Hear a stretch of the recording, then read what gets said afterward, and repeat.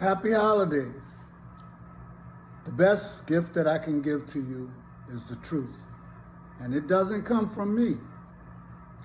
It comes from other people. Sometimes you have to listen to their plight. Sometimes you have to see where their problems lie. And therein you might find yours. But I just request that you listen.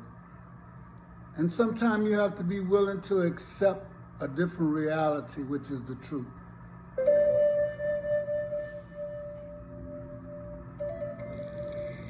The last time I was here, I spoke to the people without color and informed them that it was time for them to assimilate.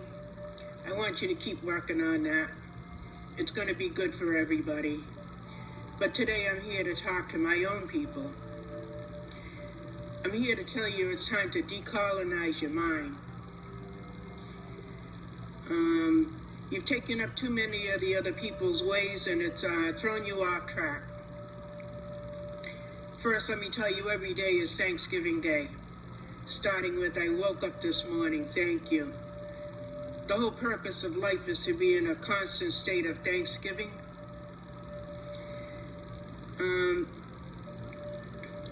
I know that a lot of our young people are confused and angry and discouraged. And we feel for you, we hurt for you.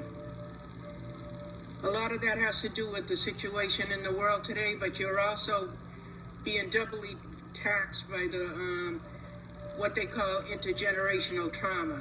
Trauma that happened to your ancestors is passed in the DNA, and you feel it too. A lot of you are turning to drugs and alcohol to try to block this out. It doesn't work. Did you know that Native people are born without an enzyme in their brain that processes alcohol? So we get drunk faster, we stay drunk longer, and it makes us really, really crazy. The Creator did not mean for us to have alcohol. When you get drunk, your spirit is off balance for 4 days. And the drugs, that's a government program to keep you enslaved. We're trying very hard to bring you back into the circle, because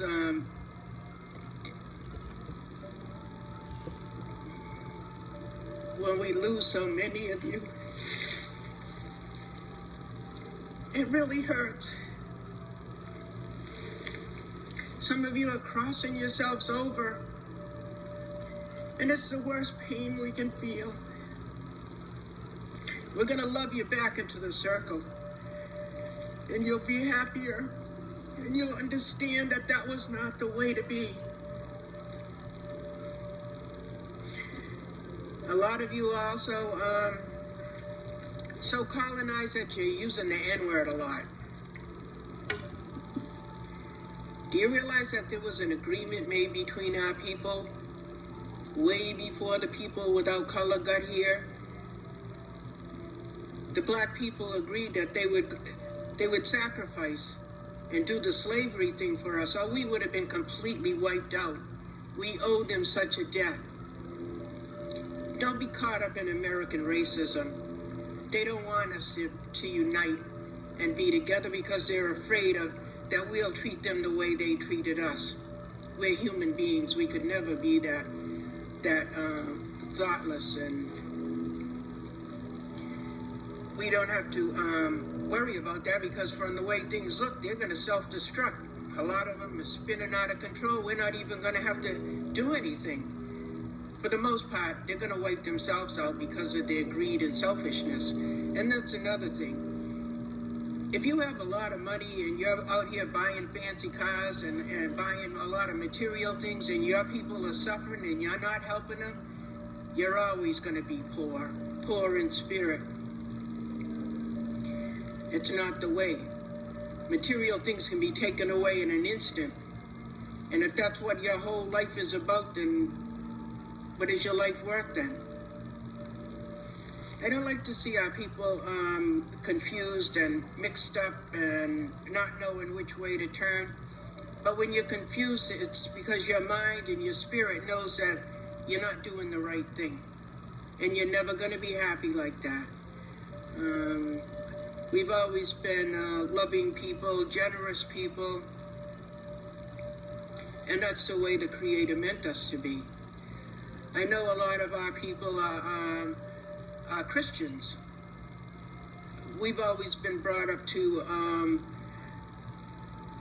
have respect for the Christians, because that's how our particular tribe survived the colonial wars, because they had what they called the pray or die policy on us. That meant if you didn't become a Christian, you would get wiped out.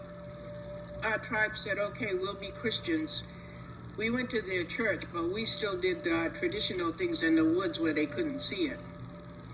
And over the years, some of us have come to question some of the Christian ways. And I just have a question for some of our Christian tribal members.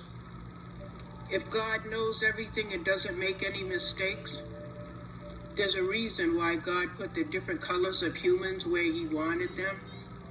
And if he's going to send his son back to check on how things are going, what's going to happen when those people are not where they're supposed to be?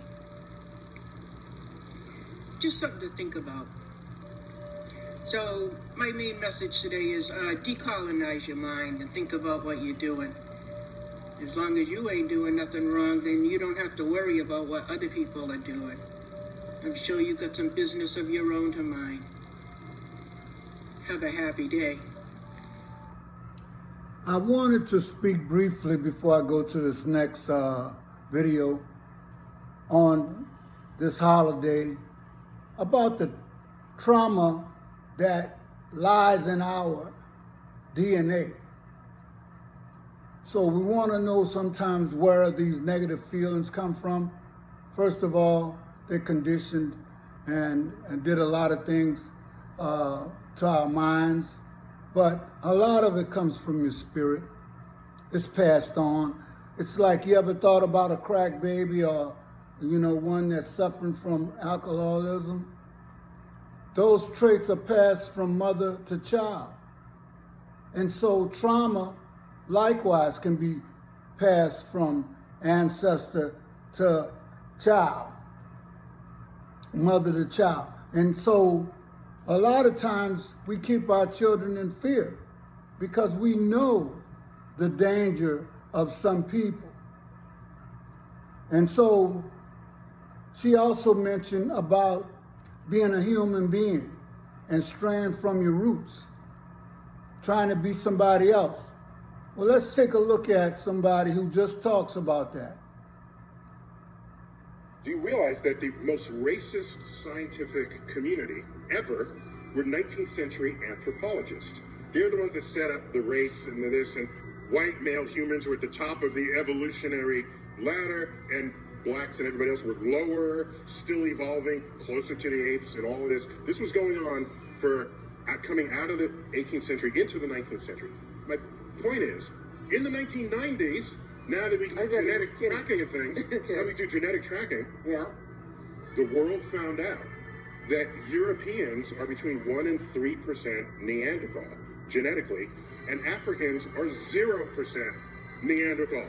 So in the 1990s, research papers started coming out talking about how creative and imaginative the Neanderthals must have been, and how they used a complete facelift of the Neanderthal that started at the time they learned this. Do you realize? So it appears that Mother Bear, the video right before us, was actually talking to us too, although we don't want to listen to anyone. Our ancestors have been talking for some time now, but it's talking about looking at life through a European lens when you're black. And I want to tell you something. When you hear me refer to myself, I know I'm an African. You see, you have to be something in the heart and in the spirit before you can physically be anything. And so we know that we are human beings.